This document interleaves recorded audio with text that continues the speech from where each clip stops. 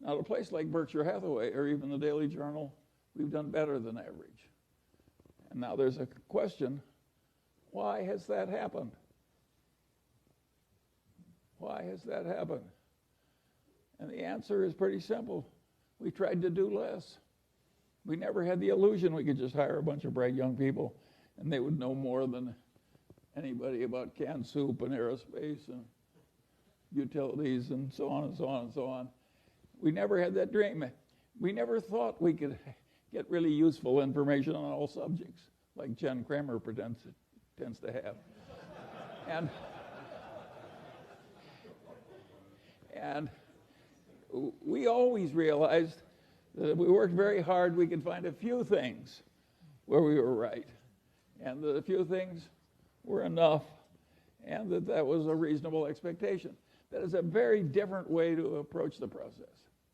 And if you had asked Warren Buffett the same thing that this investment counseling did, give me your best idea this year, and you just followed Warren's best idea, you would find it worked beautifully. But he wasn't trying to know the whole. He would give you one or two stocks. He had more limited ambitions. I had a grandfather who was very useful to me, my mother's grandfather, and he was a pioneer, and he came out to Iowa with no money but youth and health and took it away from the Indians. He fought in the Black Hawk. He was a captain in the Black Hawk Wars, and he stayed there, and he bought cheap land, and he was aggressive and intelligent and so forth. And eventually, he was the richest man in the town and owned the bank and highly regarded in a huge family and a very happy life. And he had the attitude, having come out to Iowa when the land was not much more than $1 an acre, and having stayed there until that black topsoil created a modern, rich civilization and some of the best land in the world. His attitude was that in a favored life like his, when you were located in the right place, you just got a few opportunities if you lived to be about 90. And the trick in coming out well was seizing a few opportunities that were your fair share that came along when they did. And he told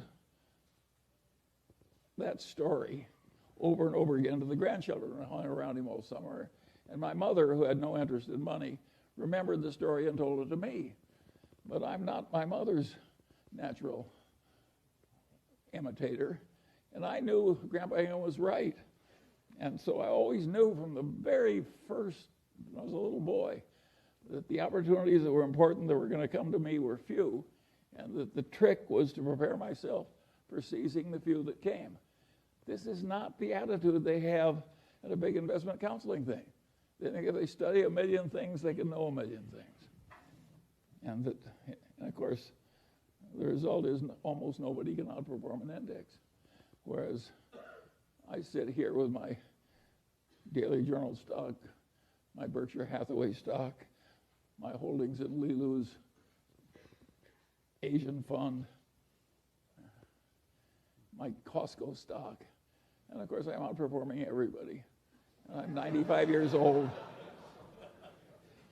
and I practically never have a transaction. And the answer is I'm right and they're wrong. And that's why it's worked for me and not for them.